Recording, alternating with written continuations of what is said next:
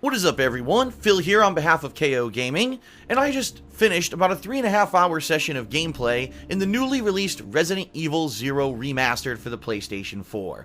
I wanted to take a few minutes out to talk a little bit about my first impressions about the game and what I thought. First off, Resident Evil 0 is actually the only of the original Resident Evil games that I never had the opportunity to play. And so when Capcom announced that they were going to be remastering the game in HD with more modernized controls, similarly to what they did with Resident Evil 1 last year, I jumped at the opportunity and was pretty ecstatic that I'd finally have a chance to play it. Now, the game is actually available in two different forms. You can get the digital-only version over PSN or Xbox Live, or you can get a multi-game collection edition on a disc which comes with the Resident Evil 1 Remastered from last year along with Resident Evil 0 Remastered. I opted to go for the digital version since I already had played and owned Resident Evil Remastered in 2015, and it was pretty cool that they actually give you a few extras such as downloadable outfits and a theme for your PlayStation 4 dashboard.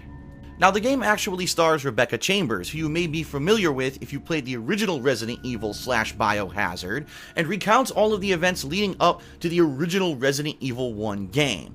Rebecca and a STARS team react to some kind of a call for help. There's a crash landing, all hell breaks loose in the woods, she runs for safety inside of a train, finds it infected with all kinds of crazy monsters and leeches, and eventually runs into Billy, an escaped convict wanted for murder and who was sentenced to death. Now, one of the unique things that I like about Resident Evil 0 after playing it for a few hours is the dual character mechanic. Similarly to Resident Evil Revelations 2 that came out in 2015, you control two separate characters that you can switch between on the fly. But unlike last year's release, in Resident Evil 0, you can actually have these characters veer off in very different paths far apart from each other in order to explore and also take advantage of their unique strengths, such as Rebecca's ability to combine herbs to make more powerful healing items, or Billy's strength ability, which allows him to push heavy items around, as well as do increased damage in combat. Some initial observations that I had: first of all, the graphics, obviously a huge improvement over the original GameCube ones, although admittedly I felt that the characters at some points kind of almost move and feel like mannequins, which I think isn't as much of a symptom of the graphics as having an outdated character model and movement kind of engine. This isn't a full upgrade or remake. They're still using the same animations and such from the original game, and that's probably why these characters feel a little bit stiff in certain parts. The controls are definitely much improved from the original Resident Evil trilogy. You can finally move in any direction that you want just by aiming the thumbstick rather than the original tank controls where you're almost spinning on a little axis. And definitely it aids for the maneuverability and makes it a lot easier to get around zombies. However, the auto-aiming, in my opinion, is kind of wonky, and what I mean by that is, especially when an enemy is off-camera, when you hold R1 to target the enemy, it's very hard to tell if you're aiming for them and where you're aiming at, especially when you're fighting a group of zombies and you want to maybe target the head or try to target a certain limb so that you can sneak by. You really can't tell what you're aiming at, and many times when I thought that I was aiming dead for a zombie because of the auto-aim mechanic, I was actually firing at thin air, and that was pretty frustrating. Now, one thing I can definitely tell you after a few hours of gameplay is that I really feel Resident Evil 0 is one of the most difficult Resident Evil games I've ever played. It might have to do a little bit with the fact that I chose the hard difficulty setting for the urging of my viewers, because they said that was more along the lines of the normal difficulty of the original game. But also the fact that there's ammo just seems a lot more scarce than in other games. A lot of zombies seem to take a lot more bullets to kill than in previous Resident Evils, and the knife doesn't seem very effective. Therefore, trying to actually get aimed headshots and or trying to get by enemies efficiently doesn't seem to be very viable in this game. It really seems to me like you really have to time out when exactly you're going to be attacking enemies and when you're going to sneak by. When is it a better trade-off to maybe take a little bit of damage rather than to waste your ammo? And frequently already in the first 3.5 hours, I've found myself completely emptying out all of my ammo for a tough enemy and or boss and wondering what the heck I was going to do in the next room.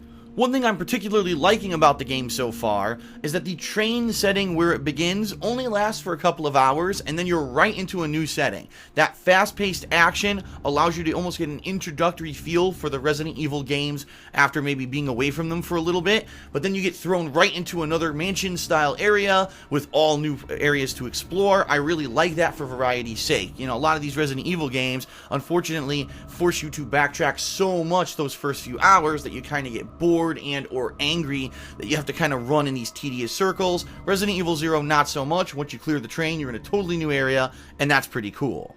One thing for me that was a little disappointing is the absence of a modern dodge mechanic, especially for the fact that they were modernizing the controls for this HD remaster. I don't understand why that wasn't added. Especially in particular, there's a few rooms that are just chock full of zombies, and when you have very limited ammo, and a lot of times low health and limited healing items, you wanted to be able to maybe just run past those zombies, and you really can't control that. You can try to dodge around them with the more modernized control scheme with the thumbstick, but it doesn't necessarily work out. And if there was some kind of a dodge mechanic such as the one implemented in Resident Evil 3, I think this would have made it a lot more easy, but maybe that's not what they were going for. But anyway, just because of the absence of the dodge mechanic and the sheer number of enemies I'm coming up against already in the early hours of this game, it definitely shows that this game is a more challenging one than some of the other classic Resident Evils.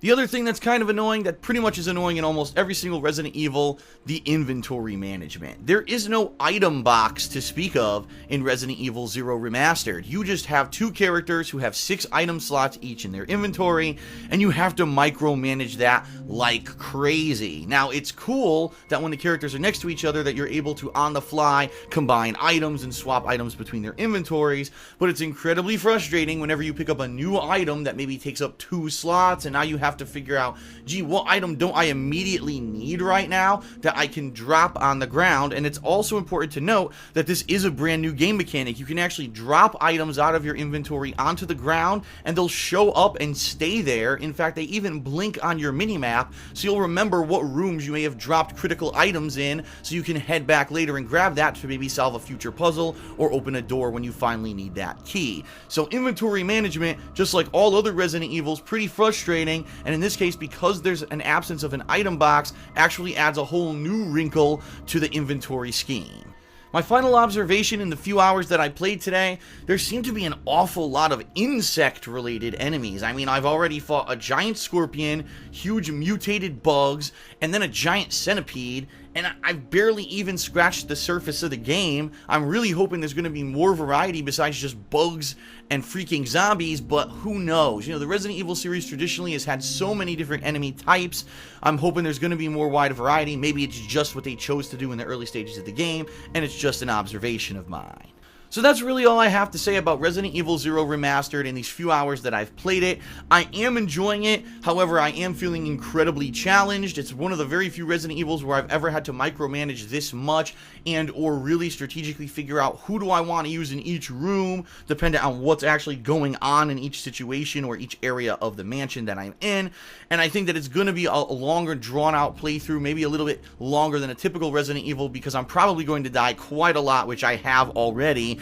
And it's going to be a lot of trial and error to figure out what I need to do to get from place to place. That's not necessarily a bad thing. That's just a lot different from what I'm used to with Resident Evil. I remember the original Resident Evil 1, I had lots of problems with the first time I played it, but after that, once I figured out exactly what you needed to do, I was able to coast through it the multiple times that I played it in the future, and I get the feeling that that's the kind of game that Resident Evil 0 is too. So that's it for my initial impressions on Resident Evil 0 Remastered. I hope you've enjoyed the video. If you want to check out the live and ongoing playthrough as it continues throughout this week, check out the link in the description of this video, which I linked the playlist from over on my gaming channel, DSP Gaming, and you could follow along, or you can watch the live streams as they take place multiple times during this week around noon Pacific time. Thanks a lot for watching, everyone. Hope you enjoyed it, and I'll see you later.